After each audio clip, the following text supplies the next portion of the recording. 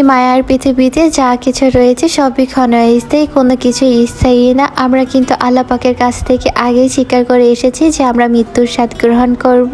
তবে কেন এত অহংকার, তবে কেন এত হিংসা, বিদ্বেষ, মারামারি, লড়াই? হে ভিউয়ার্স, আসসালামু আলাইকুম। সাদিয়া ব্লগ থেকে আমি সাদিয়া ওয়েলকাম করছি আপনাদের সবাইকে। আশা করি যে যেখান থেকে আমার এই ভিডিওটি দেখছেন আপনারা সবাই ভালো আছেন। আলহামদুলিল্লাহ, আল্লাহ তাআলার অশেষ রহমতে আমি আমার পরিবারের সবাই অনেক ভালো আছি।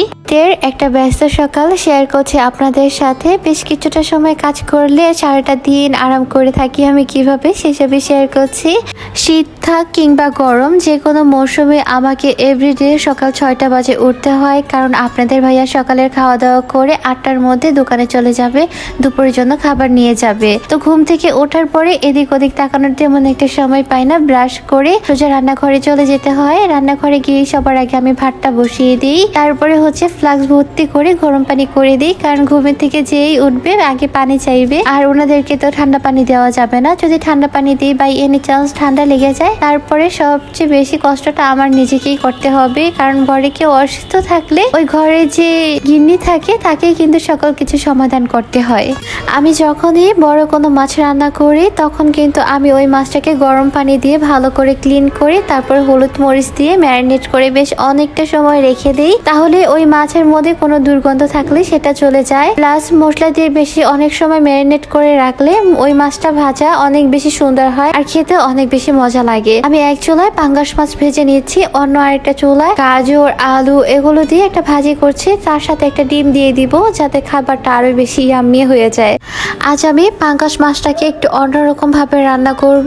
একেবারে হলুদ মরিচ দিব না, কাঁচা মরিচ দিব, তার সাথে একটু অন্যরকম মশলা দিয়ে রান্না করব একেবারে সাদা ভাবে। এই যে পাঙ্গাস মাছগুলো যখন ভাজছিলাম তার আগে কিন্তু আমি কড়াইটাকে ভালো করে গরম করে তার মধ্যে একটু লবণ ছিটিয়ে দিয়েছিলাম, এই জন্য কিন্তু একটা মাছও নিচে লেগে যায়নি, আর কড়াইটাকে ভালো করে কিন্তু গরম করে নিয়েছিলাম।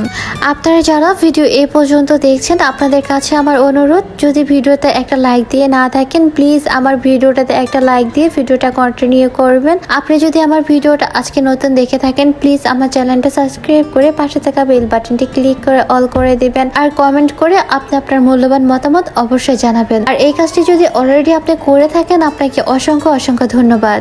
আজ আমি পাঙ্গাস মাছটা রান্না করছি একেবারে অন্যরকম ভাবে। অন্যান্য সময় অনেক বেশি মরিচ ঝাল দিয়ে তারপরে রান্না করি, আজকে কিন্তু একবারে সাদা মাটা ভাবে রান্না করছি। আজকে রান্না করার জন্য পেস্টটা ব্যবহার করলাম, এটার জন্য আমার প্রয়োজন হয়েছিল কিছু কাজু বাদাম, আদা, রসুন, পেঁয়াজ, তার সাথে অল্প পরিমাণে সাদা তিল। এই যে মশলাটা যখন কষানো হয়ে যাবে উপর থেকে তেলটা ভেসে উঠবে তখন এর মাঝে দিয়ে দিতে হবে পাঙ্গাস মাছ। আমি কিন্তু শুধু 4 পিস মাছ নিয়েছি, কারণ আমার বাসায় 2 জন মানুষ আর একজন আমার বেবি, সে কিন্তু মাছটা বেশি একটা খেতে পারে না, এখনো ওইরকম বড় হয়ে ওঠেনি, মাছ দিলে একটু ভয় পায়, বলে ওঠে বারবার কাটা আছে কাটা আছে, তাই ওনার জন্য আর পাঙ্গাস মাছটা নিচ্ছি না। এই তো রান্নাটা যখন বেশ অনেকটা হয়ে আসবে তখন এর উপরে কাঁচামরিচ দিয়ে দিচ্ছি ঝালের জন্য। এই তরকারিটার মধ্যে মাস্ট বি একটা জিনিস দিতে হবে, সেটা হচ্ছে টক দই। আপনার বাসায় যদি টক দই না থাকে সেক্ষেত্রে আপনি একটু দুধের মধ্যে কিছুটা লেবুর রস দিয়ে তারপর ওটা দিয়ে দিতে পারেন, এটাও কিন্তু টক দইয়ের একটা বিশেষ কাজ করে।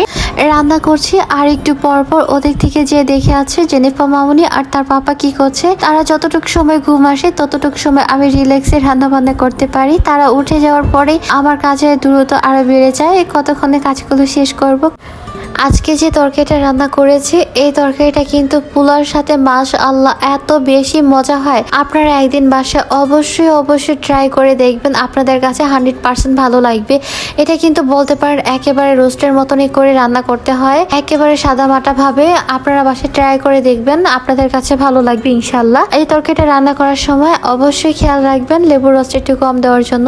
আমি বাসায় যখন ফার্স্ট টাইম রান্না করেছিলাম তখন লেবুর রসটা একটু বেশি দিয়ে ফেলেছিলাম, যার জন্য বেশ টকটক লেগেছিল। নেক্সট টাইম থেকে যখনই রান্না করেছি লেবুর রসটা একটু কম দিয়ে রান্না করেছি, মাশাআল্লাহ অনেক বেশি মজা হয়েছিল। গাজর, আলু আর হচ্ছে ডিম দিয়ে যে ভাজিটা করেছিলাম সেই ভাজিটা কিন্তু হয়ে গেছে। আমি অফ ক্যামেরা ডালটা রান্না করে নিয়েছি। এখন বলতে পারেন আমার রান্না বান্না আলহামদুলিল্লাহ হয়ে গেছে।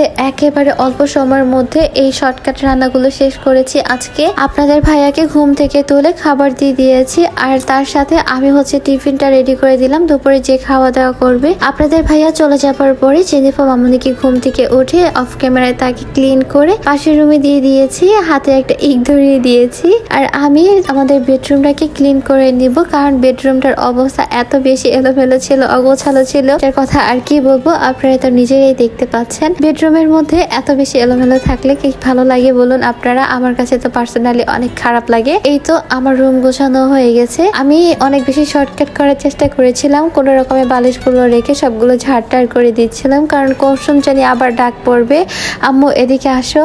এই তো ওনাকে ডাকাডাকির আগে আমি চলে এসেছি, ওনাকে ওই রুমটা দিয়ে বুবু দিয়ে বসিয়ে দিয়েছি। আমার মেয়ে বইটাকে বুবু বলে, তাই একটু বই পড়তে পড়তে আমার এদিকে কাজকর্মগুলো শেষ করে নিতে চাচ্ছি। এই তো আলহামদুলিল্লাহ এদিকের কাজকর্ম শেষ। আমার বেডরুম গোছানো হয়ে যাওয়ার সাথে সাথে আমি কি করি, জেনিফা মামুনিকে নিয়ে একটু বারান্দায় চলে যাই, ওনাকে একটু দেখাই যে মাছগুলো কি করছে। দেখো আমার যেহেতু বারান্দার মধ্যে একটা অ্যাকোয়ারিয়াম রয়েছে, সেটাকে দেখিয়ে ওনাকে ওইখানে দাঁড় করিয়ে পুরো ঘরটাকে ঝাড়ু দিয়ে দিই। এটাকে বলতে পারেন আমাদের নিনজা টেকনিক। এই তো যেহেতু উনি ঘরে থাকলে ঝাড়ু দেওয়ার সময় বেশ হাঁটাহাঁটি করে, এই ঝাড়ু শলাগুলোকে ধরতে চায়, যেন ধরতে না পারে, এজন্য ওনাকে আমি বারান্দায় দিয়ে আসি। মাছগুলোর সাথে খেলা করতে করতে আমার এদিকে কাজকর্মগুলো শেষ হয়ে যাবে। এখন যেহেতু শীতের দিন, আমি একদমই পানি ধরতে চাচ্ছি না, দুপুরের দিকে ঘরটাকে একেবারে ঝাড়ু দিয়ে ক্লিন করে মুছে নিব। এই তো আমি নিজেও এখন মাছের কাছে চলে এসেছি, মাছগুলোকে খাবার দিব। মাছগুলোর সামনে যখন আসে, মাছগুলো তখন কেমন ছটপট করে, তারা কিভাবে যেন বুঝতে পারে যে তাদেরকে আমি খাবার দিতে আসবো। আর যখন এই পানিগুলোকে ধরি তখন বিশেষ করে অনেক কাছে চলে আসে মাছগুলো, আমার কাছে অনেক ভালো লাগে। মাছের কিছু খাবার এরকম হাতিয়ে উপরে কেন তুলে দিচ্ছি, অনেক সময় দেখা যায় মাছের ক্ষুধা লাগে বাট আমার ব্যালকনিতে আসা হয় না, তখন যেন তারা মুখ দিয়ে পানি দিয়ে দিয়ে খাবারগুলো নামিয়ে নিয়ে খেতে পারে, সেজন্য এই নিনজা টেকনিকটা আমি ব্যবহার করি। সবশেষে নিজের জন্য 1 কাপ চা নিয়ে নিচ্ছি, তার সাথে আপনাদের কাছ থেকে বিদায় নিয়ে নিচ্ছি। ভিউয়ার্স, আজকের ব্লগটা এই পর্যন্ত। আল্লাহ হাফিজ, আসসালামু আলাইকুম।